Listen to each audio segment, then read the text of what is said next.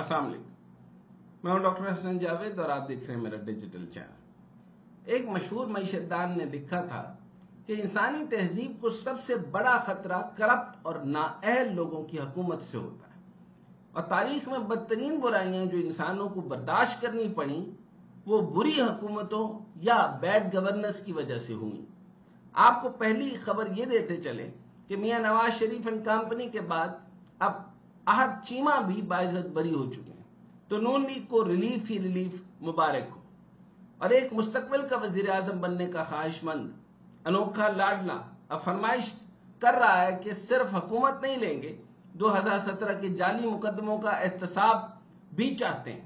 یعنی پچھلی دفعہ کرپشن کے الزامات پر نکالے جانے والے کے دماغ سے ابھی تک یہ خناس نہیں نکل رہا کہ مجھے کیوں نکالا۔ میاں صاحب کہتے ہیں کہ ہم اپنے ساتھ ہونے والی ناانصافیوں اور ظلم پر دودھ کا دودھ اور پانی کا پانی چاہتے ہیں، مگر میاں صاحب جو پی ڈی ایم کا مہنگائی کا شیر عوام کے حصے کا دودھ پی گیا، اس کا کیا؟ یعنی جو شخص اپنی ذات اور انتقام کی آگ سے نہیں نکل رہا وہ عوام کو کیا ریلیف دے گا؟ جو الیکٹیبلز کا دائرہ نواز شریف کے گرد بڑھتا جا رہا ہے، میاں صاحب کا مجھے کیوں نکالا باہر آتا جا رہا ہے۔ باقی یقین دہانی مولانا فضل الرحمان اور چودھری شجاعت حسین سے بھی سیٹ ایڈجسٹمنٹ کی گارنٹی کے بعد اب خبر ہے کہ نون لیگ نے جہانگیر ترین اور علیم خان کی مشترکہ سیاسی کمپنی کے شیئرز بھی خریدنے کا فیصلہ کر لیا ہے۔ اور نون لیگ اور استحکام پاکستان پارٹی آئی پی پی جس طریقے سے یعنی انڈیپینڈنٹ پاور پروڈیوسرز جو ہیں، جس طرح پاکستان کی معیشت کو کھوکھلا کیا، اسی طریقے سے استحکام پاکستان پارٹی بھی یعنی واٹ اے کو انسیڈنٹ، یہ بھی بربادی کا ایک نام ہے۔ آئی پی پی ان کے درمیان سیٹ ایڈجسٹمنٹ پر اتفاق ہو گیا، یعنی ساڑی گل ہو گئی ہے۔ اب یوں میں آپ کو بتاتا چلوں کہ سارے کے سارے لب لباب یہ ہے کہ ساڑی گل ہو گئی ہے۔ نواز شریف صاحب کی پہلے گل ہوئی تھی تو وہ ادھر آ گئے، پھر لندن سے ادھر آئے، پھر گل ہو گئی تو پھر وہ چودھری شجاعت صاحب کے پاس چلے گئے، پھر گل ہو گئی تو باپ کے پاس چلے گئے، پھر گل ہو گئی تو ادھر خٹک صاحب کے پاس چلے گئے، گل ہو گئی تو اب یعنی اس کا سارا مدعا یہ ہے کہ ساڑی گل ہو گئی ہے۔ تو جب گل ہو جانے لگے تو نہ ڈیموکریسی ہوتی ہے، نہ جمہوریت ہوتی ہے، نہ عوام ہوتی ہے، کوئی نہیں ہوتا۔ بہرحال اب ان کا ایک ہی نعرہ ہے، یعنی ساڑی گل ہو گئی ہے۔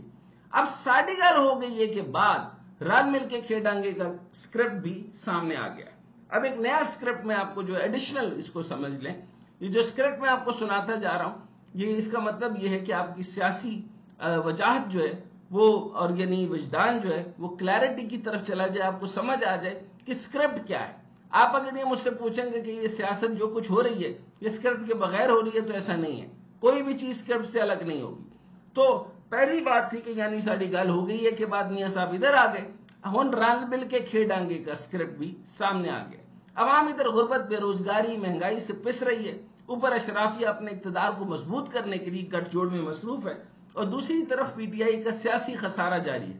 اور اب سابق وزیر خزانہ اور سینیٹر شوکت ترین نے بھی سیاست اور پاکستان تحریک انصاف چھوڑنے کا اعلان کر دیا، یعنی سینیٹرشپ بھی چھوڑ رہے ہیں۔ اور معیشت کی صورتحال یہ ہے کہ سٹاک ایکسچینج میں تاریخی چڑھاؤ دیکھنے کو مل رہا ہے۔ آج کی تاریخ میں پاکستان سٹاک ایکسچینج کا 100 انڈیکس 1400 سے زیادہ پوائنٹس کے اضافے کے بعد 66,000 کی بلند ترین سطح عبور کر گیا، اور دوسری طرف مہنگائی سالانہ بنیادوں پر بڑھ کر مسلسل چوتھے ہفتے 40% سے زیادہ ریکارڈ کی گئی۔ اب آپ یہ دیکھیے کہ سٹاک بروکرز کو فائدہ، یعنی ہائر ایلیٹ کو فائدہ ہو رہا ہے، اور ادھر غریب کی 40% سے زائد، آپ کی تقریباً 77% جو ہے کموڈیٹیز مہنگی ہونے کا مطلب غریب آدمی اپنا اشیاء خورد و نوش نہیں افورڈ کر سکتے۔ اب عوام سمجھتی ہے کہ شاید سٹاک ایکسچینج میں تیزی کا رجحان ہوگا تو شاید ان کی غربت بھی کم ہوگی اور معیشت بڑھے گی، لیکن حقیقت کچھ اور ہے بھائی۔ ملک میں کسینو اکانومی کا راج ہے، جہاں عوام کی جیبوں سے حکومت پیسے نکالنے میں مصروف ہے، اور دوسری طرف اشرافیہ دولت بنانے میں۔ اور معیشت اور سیاست کے نئے جاگیردار اب روایتی جاگیردار اور صنعتکار نہیں رہے، بلکہ سٹاک مارکیٹ کے بروکرز، پراپرٹی ٹائکونز اور فوڈ آئٹمز اور تیل گیس کے امپورٹرز ہیں، جو خوب پیسہ کما رہے ہیں۔ پاکستان میں معیشتیں بھی دو ہیں اور ملک بھی دو ہیں، ایک اشرافیہ کا ملک، دوسرا عام عوام کا، جس کا کام صرف نعرے لگانے، جلسہ گاہیں بھرنا اور اشرافیہ کے نمائندوں کو اقتدار تک پہنچانا ہے تاکہ وہ اپنے سیاسی مقاصد پورے کر سکے اور انتقام کی سیاست کر سکے۔ ایک طرف کسینو اکانومی عروج پر ہے تو دوسری طرف پاکستان کی معیشت بری طرح لو گروتھ ٹریپ میں پھنسی ہوئی ہے اور جس سے ہیومن ڈیولپمنٹ شدید متاثر ہو رہی اور غربت میں اضافہ ہوتا جا رہا ہے۔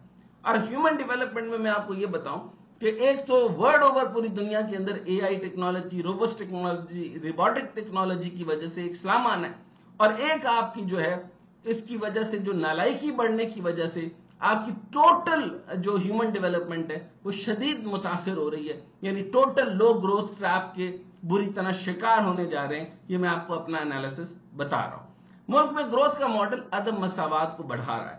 اس کو اس طرح سمجھیں کہ اگر قومی آمدنی میں 1 روپے کا اضافہ ہوتا ہے تو اشرافیہ کی جیب میں 36 پیسے اور تمام غریبوں کو صرف 3 پیسے ملتے ہیں۔ اب آپ کو اس کا ڈویژن سمجھ آ گیا؟ اشرافیہ کی جیب میں 36 پیسے اور تمام غریبوں کو صرف 3 پیسے ملتے ہیں۔ کہا جاتا ہے کہ لوگ ٹیکس نہیں دیتے، جبکہ حقیقت یہ ہے کہ ٹیکس بھی سب سے زیادہ غریب ہی دیتے ہیں، کیونکہ ٹیکس کی آمدنی کا 80% انڈائریکٹ ٹیکسز سے حاصل ہوتا ہے۔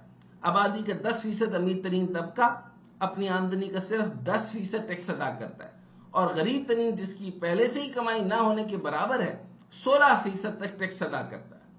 ایک طرف سیاسی اشرافیہ کی جاتی عمرہ، ایون فیلڈ اور بلاول ہاؤس سر محل جس سے محلات اور فارم ہاؤسز بڑھتے جا رہے ہیں اور زرعی زمینوں کو ہڑپ کرتے جا رہے ہیں، اور دوسری طرف 20-20 لوگوں کا خاندان 10-22-10 کے کرائے کمرے میں رہنے پہ مجبور ہے، اور حد تو یہ کہ غریبوں کے لیے جو 2-3 منزلوں کے آشیانہ بنائے جاتے تھے، ان سکیموں میں بھی خانچے لگائے اور کرپشن کے راستے ڈھونڈ لیے جاتے ہیں، اور ملک کی معاشی صورتحال ابتر ہو جاتی ہے اور ابتر ہو گئی۔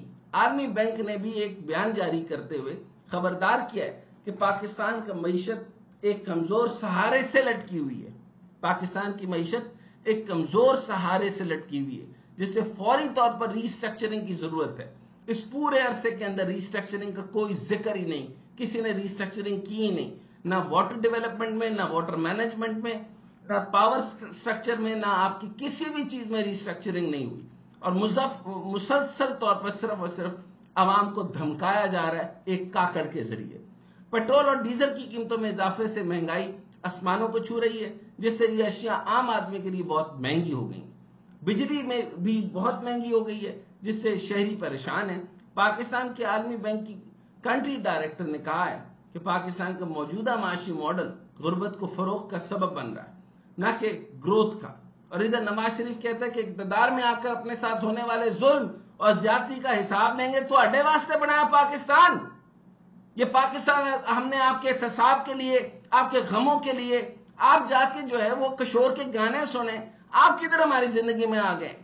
لیکن یہ صاحب جو ہیں وہ اپنے غموں کی داستان، اپنے گھریلو داستان، مجھے اس طرح نہیں ملنے دیا، مجھے اس طرح نہیں ملنے دیا، وہ انہوں جا کے کوئی کشور دے گانے سناؤ۔ پاکستان کے غریب لوگ روٹی کو ترس رہے ہیں اور یہ آدمی جو ہے ادھر تماشے لگا رہا ہے۔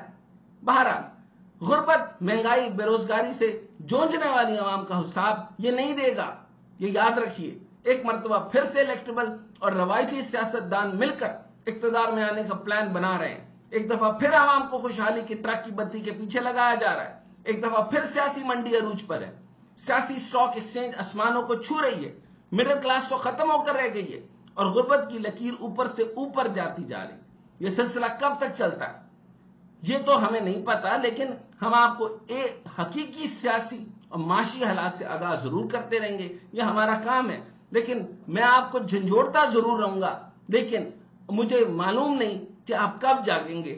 آپ اس آدمی کی کب سے رام کہانیاں سنتے چلے جائیں گے اور آپ اسی طریقے سے اپنا وقت ضائع کرتے رہیں گے۔ لیکن جو بھی معاشی صورتحال اور سیاسی حالات کے ساتھ دوچار آپ ہیں، اس کے سامنے آپ کو آگاہ کرتا رہوں گا۔ اس کے لیے آپ دیکھتے رہیں ہمارا ڈیجیٹل چینل۔